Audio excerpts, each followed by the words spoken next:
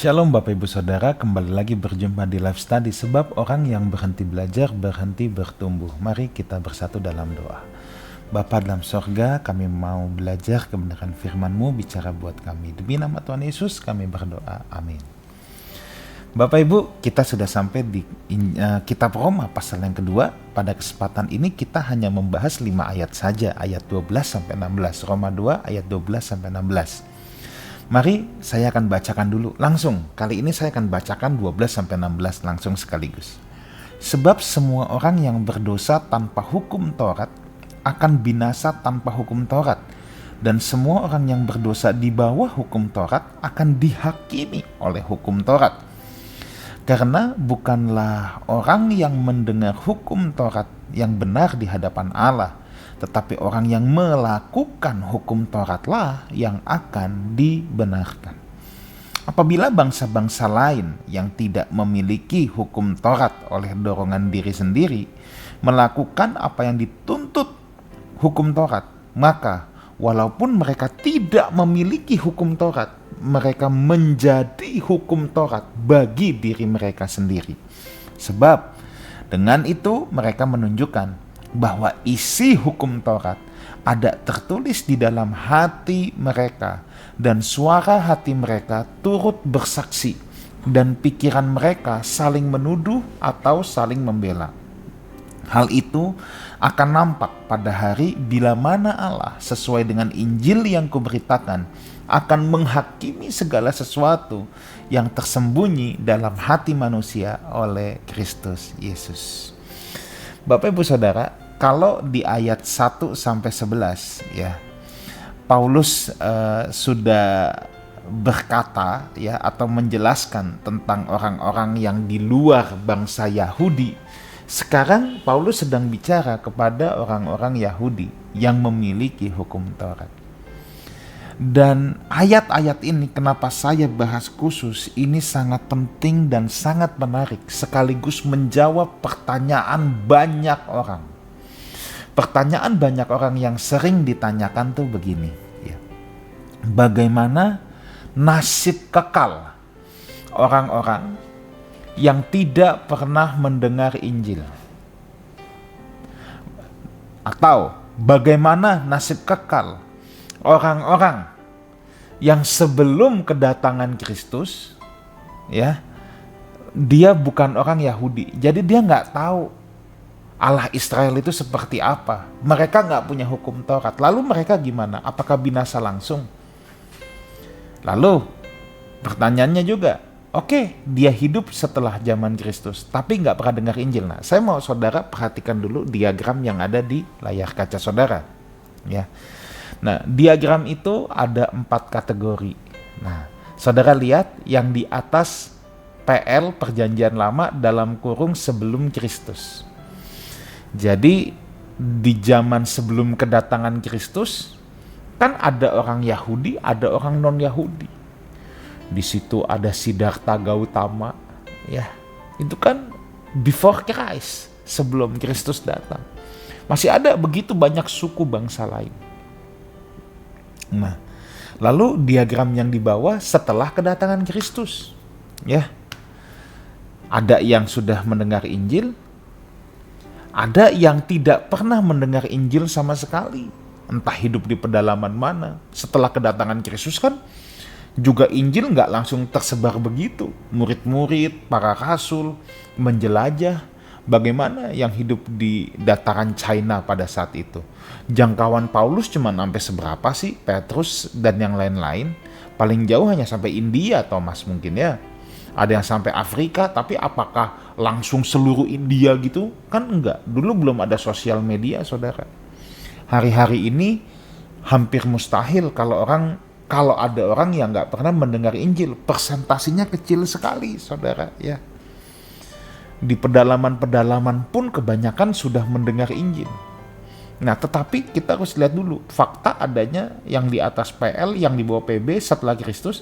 Di PL ada yang nggak pernah tahu hukum Taurat atau nggak punya hukum Taurat, yang di PB tidak pernah mendengar Injil sama sekali. Nah, kembali lagi pertanyaannya, apakah mereka binasa? Binasa di sini terpisah dengan Allah selama-lamanya. Nah, saya harus kasih disclaimer dulu saudara ya. Kalau saya bicara di sini selamat atau tidak selamat, apakah mereka diselamatkan, konteks keselamatannya itu adalah menyatu dengan Allah ya. Saya tidak mau dengan konteks keselamatan mati masuk surga ya. Itu konsep yang tidak ada di Alkitab. Sekali lagi ya, saya udah berkali-kali bahas ini ya. Kalau keselamatan hanya semudah mati masuk surga, definisinya seperti itu, maaf saudara, semua agama mendefinisikan juga seperti itu. Dan itu pemahaman definisi yang sangat dangkal sekali ya. Tetapi kalau di sini kalau kita katakan selamat, itu artinya akan hidup bersama-sama dengan Allah, menyatu dengan Allah, di mana Kristus akan menjadi raja di langit yang baru dan bumi yang baru. Kalau dikatakan binasa, berarti mereka akan terpisah dengan Allah selama-lamanya. Mereka tidak eksis di langit baru dan bumi baru. Nah, ini disclaimer yang saya harus kasih dulu di awal pembacaan ini. Ya, sebelum nanti saya akan terus menggunakan terminologi selamat atau tidak selamat. Nah, oke, sekali lagi. Apakah orang-orang yang tidak mendengar Injil setelah zaman Kristus, sebelum zaman Kristus tidak punya hukum Taurat, apakah mereka otomatis tidak selamat? Nah, di sini Bapak Ibu Saudara ya, Paulus dengan sangat luar biasa berkata, rupanya ada loh orang-orang yang tanpa hukum Taurat, tapi mereka punya hukum Taurat sendiri dalam hatinya, dan nanti akan dihakimi oleh Kristus. Nah, saya harus bikin disclaimer yang kedua dulu saudara ya. Tadi disclaimer yang pertama pengertian selamat dan tidak selamat. Disclaimer yang kedua gini.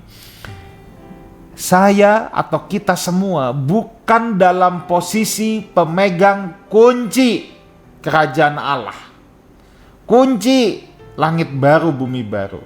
Kalau saya katakan kerajaan sorga, kerajaan Allah, ini berarti masuk dalam sistem pemerintahan Allah. Jangan mikir lagi nanti. Kerajaan sorga itu sorga yang adalah tempat.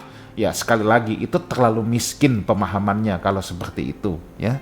Oke, kita bukan pemegang kunci kerajaan Allah ya, dan kita juga bukan hakimnya yang berhak menghakimi lu masuk enggak. Karena sehari-hari ini ada banyak orang yang bertindak katanya seperti pemegang kunci sorga. Dia yang tentuin siapa yang masuk, siapa yang enggak. Nah, ini masalah saudara ya. Nah, jadi ada dua disclaimer ya. Tadi selamat dan tidak selamat. Disclaimer yang kedua, kita bukan hakim yang menentukan, dan kita bukan pemegang kunci surga ya. Jadi kita jangan sotoy sendiri. Jelas di ayat 16, nanti Kristus yang akan menghakimi segala sesuatu. Nah, jadi saya hanya akan memberikan pengertian ayat ini. Tetapi untuk urusan apakah diperbolehkan menyatu dengan Allah atau tidak, itu bukan hak saya. Nah, kita kembali lagi. Nah, kalau ditanya pertanyaan tadi, bagaimana nasib kekal mereka? Ada golongan garis keras yang langsung berkata, mereka binasa, masuk neraka, terpisah dengan Allah selama-lamanya. Ada garis keras yang seperti itu ada. Jujur, di negara-negara yang menganut kekristenan Barat abad 16 ke atas, itu kebanyakan menganut yang seperti ini. Contoh di Indonesia, di mana Protestanisme cukup kuat, maka biasanya menganut seperti ini. Garis keras, ya, garis keras. Secara rumpun kekristenan, sinode gereja saya pun tergolong Protestan. Ya, jadi saya menjelaskan ini bukan saya anti Protestan, mohon jangan salah tangkap.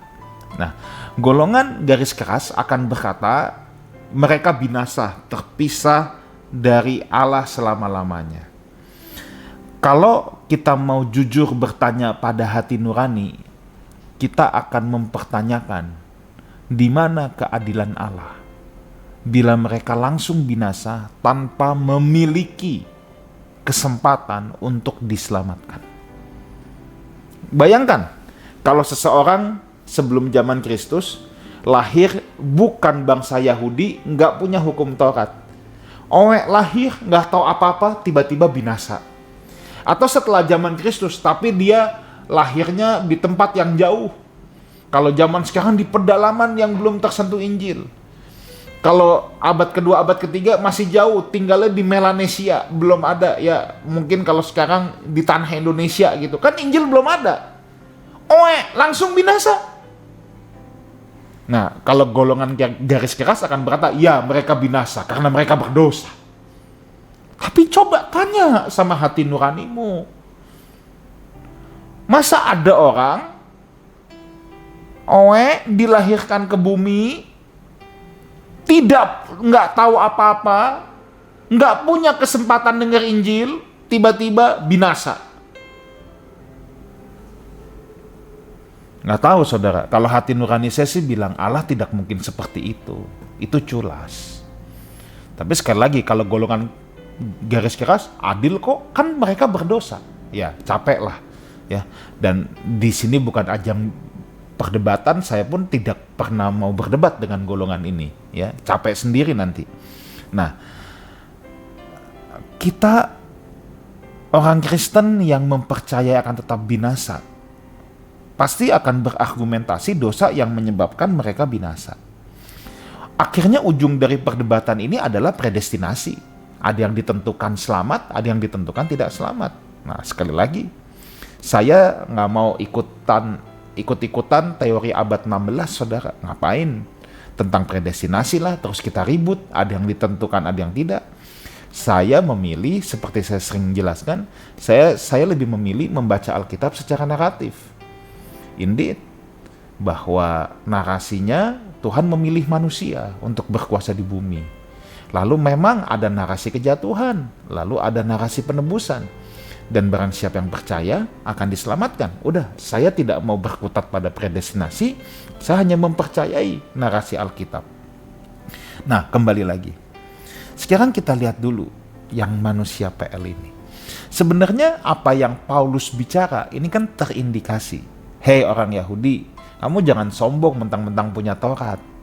Kamu pikir bangsa lain semua binasa. Mereka yang gak punya Taurat itu juga atas dorongan hatinya itu bisa melakukan hukum Taurat loh. Dan nanti Yesus Kristus yang akan jadi hakim. Kan kalau saya simpelkan begitu.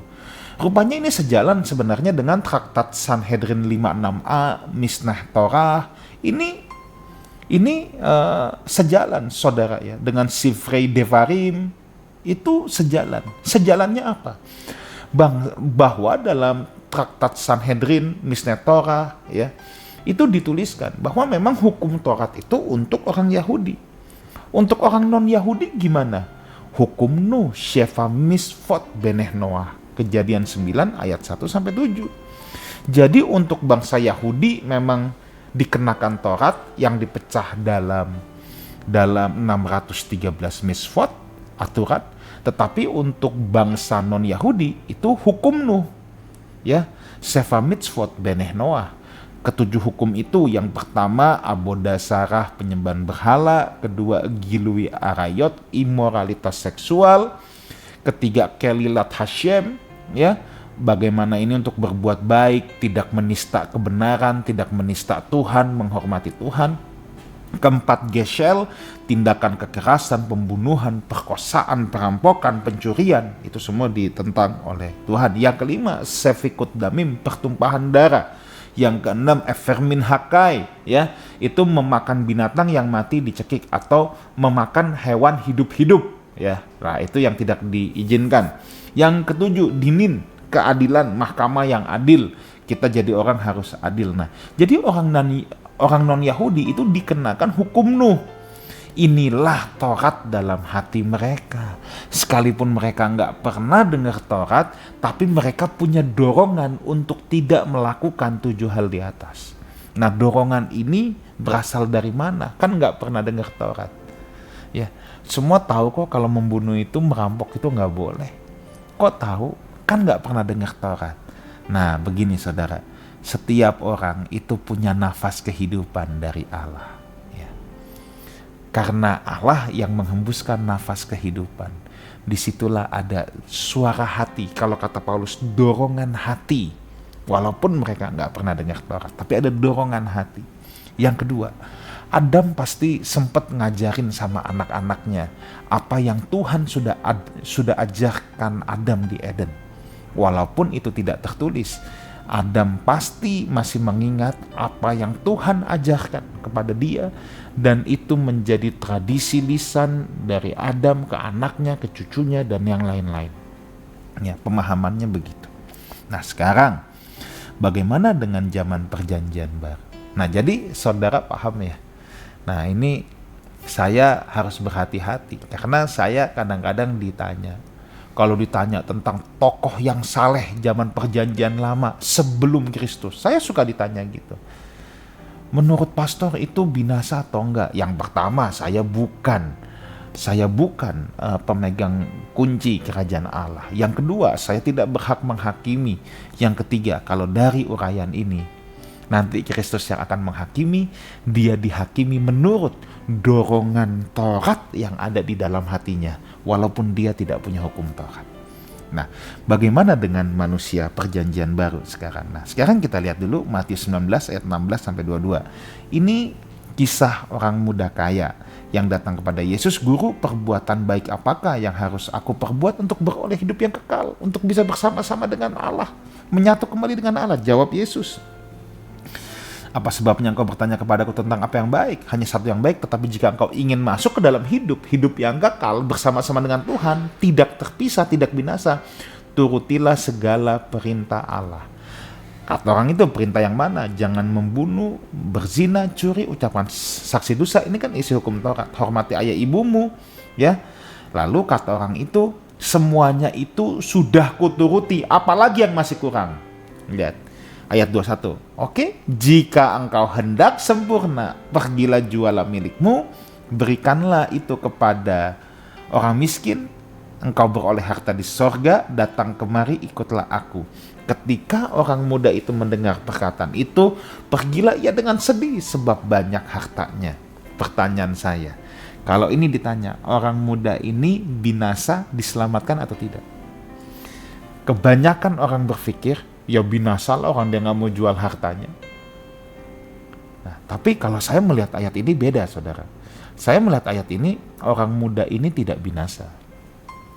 Tidak binasa. Kok bisa? Oh iya. Dia tanya, "Guru, perbuatan baik apa yang harus aku perbuat untuk hidup kekal?" Yesus sudah ngomong. Dia bilang itu semua sudah. Ya udah dong. Kalau tiba-tiba ada syarat tambahan, itu nggak fair. Makanya Yesus bilang, kalau engkau mau sempurna, if you want to go to another level. Nah ini. Nah, tapi saudara jangan tanya sama saya terlalu detail. Another levelnya itu apa, nanti ngapain, ya saya nggak tahu, saudara. Ya, saya tidak tahu jelas detail tentang suasana dalam kerajaan Allah atau suasana dalam langit baru, bumi baru, sebab belum ada satupun yang pernah ke sana. Tapi dari ayat ini coba kita resapi dulu, baca pelan-pelan. Masa orang nanya sama saudara udah kasih syarat, ini udah semua, terus tiba-tiba di last minute Anda tambahin lagi. Enggak, lu fail. Enggak fair itu. Makanya Tuhan Yesus juga bilang, kalau engkau mau sempurna, dengan kata lain, oke, Anda sudah memperoleh hidup, tapi do you want to go to another level? Saudara mau dalam level yang berbeda ini. Nah, di sini dia gagal. Dan ayat ini jangan diartikan, oh kita semua mesti jual harta, enggak. Yesus tahu persis keterikatan orang itu pada harta. Dan ini konteksnya mengikut Yesus. Nah, saya harus balik dulu. Pertanyaan saya, orang kaya ini termasuk golongan, kalau di bagan tadi, coba ya saudara lihat lagi, bagan akan ditampilkan lagi. Ini PL atau PB? Coba lihat. Dia masuk bagan atas, saudara. Yesus belum mati disalibkan, belum ada pengorbanan Kristus. Dia masih tergolong manusia PL. Oke, dari PL coba lihat. Dia Yahudi atau non Yahudi? Dia kan orang Yahudi yang punya Taurat, melaksanakan semua Taurat. Nah, jadi dia dihakimi menurut Taurat. Udah, that's it. Jadi kalau ditanya apakah dia memperoleh hidup? Oh, saya yakin ya. Walaupun sekali lagi ya, saya bukan hakimnya. Nanti biar Tuhan yang menilai itu. Saya bukan hakimnya. Dan dia orang PL, bukan orang PB. Nah, itu loh kuncinya. Nah, kalau saya ngomong seperti ini ya, biasanya nanti ada yang bilang, oh berarti Pastor Wigan mempercayai ada keselamatan di luar Kristus. Saya jawab lagi, jelas tidak ada. Yohanes 1 ayat 29, pada keesokan harinya Yohanes melihat Yesus datang kepadanya dan ia berkata, lihatlah anak domba Allah yang menghapus dosa dunia. Jadi saudara, ini konsepnya. Ini konsep yang paling pentingnya. Dosa seluruh umat manusia, dari Adam manusia pertama sampai nanti manusia terakhir, entah siapa itu namanya, semua ditanggung oleh Tuhan Yesus. Dipikul, dibeli. Dan itu sebabnya ia yang akan menjadi hakim, menentukan siapa yang boleh masuk ke langit baru bumi baru, siapa yang boleh diselamatkan, siapa yang tidak diselamatkan. Yesus hakimnya, sebab dia yang beli lunas semua, dia yang pikul semua dosa dunia. Kita nggak punya hak. Paham ya? Kita nggak punya hak. Yesus yang udah beli semua, dia yang punya hak. Jadi kalau Yesus tidak mengorbankan diri di atas kayu salib, tidak menebus, tidak memikul dosa dunia, kita semua binasa. Mau dia melakukan hukum Taurat, melakukan hukum Taurat dalam hati, tetap binasa. Tetap binasa. Karena nggak ada yang menebus. Tapi ketika Yesus memikul dosa dunia dengan korban di atas kayu salib, maka dia yang menjadi hakim. Ukurannya dia yang tetapkan. Di sini Paulus memberikan clue, kira-kira ukurannya begini loh. Tapi the final score, hasil akhir tetap ada di tangan sang hakim. Kita nggak bisa so tahu sendiri, ikut menentukan ini begini, itu begitu. Kita tidak bisa. Nah itu ya. Nah, jadi mereka yang bukan Yahudi di zaman PL dihakimi menurut dorongan hati nurani. Bagaimana dengan yang di zaman PB sekarang, yang di bagian bawah yang tidak mendengar Injil? Saya juga percaya dia tidak langsung otomatis binasa. Tuhan punya ukurannya sendiri yang saya pahami. Mereka juga akan dihakimi menurut dorongan yang ada di hatinya. Ya, ukurannya apa? Biarlah Tuhan yang menilai. Yang saya pahami tetap Taurat yang tertulis dalam hatinya. Nah, umat PB itu umat yang istimewa. Itulah umat pilihan perjanjian baru. Orang Yahudi umat pilihan perjanjian lama. Lewat keturunan Yahudi lahir raja yang menyelamatkan dunia. Tetapi orang PB mendengar Injil, mendengar kabar penebusan ini. Yang dikatakan Alkitab, nabi-nabi, raja-raja ingin melihat, ingin mendengar apa yang kamu lihat, apa yang kamu dengar, tapi mereka tidak mendapatkannya. Nah, sedangkan ya orang-orang yang lain tidak punya kesempatan ini. Tetapi dengan punya kesempatan ini, mereka punya tuntutan yang berbeda, menjadi seperti Yesus. Nah, tuntutannya beda, saudara. Jadi kalau saudara lihat di bagian yang tiga fragmen ini, ya, Yahudi, non-Yahudi, hidup setelah zaman PB tapi nggak pernah dengar Injil, itu nggak punya tuntutan menjadi seperti Yesus. Tetapi yang mendengar Injil dan menerima, itu punya tuntutan menjadi seperti Yesus. Dua, hidup di zaman PB, mendengar Injil lalu menolak. Nah, ini ukuran penghakiman ada di sini. Menolak atau tidak menolak. Ini ukuran penghakimannya jadinya ada di sini, saudara. Iya. Makanya barang siapa yang percaya, punya kesempatan percaya tapi menolak. Nah, sekarang nextnya lagi.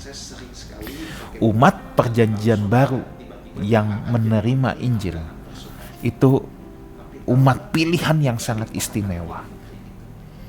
Itu yang saya sering sekali pakai perumpamaan, kalau saudara tiba-tiba diangkat jadi menteri, Anda akan bersuka cita.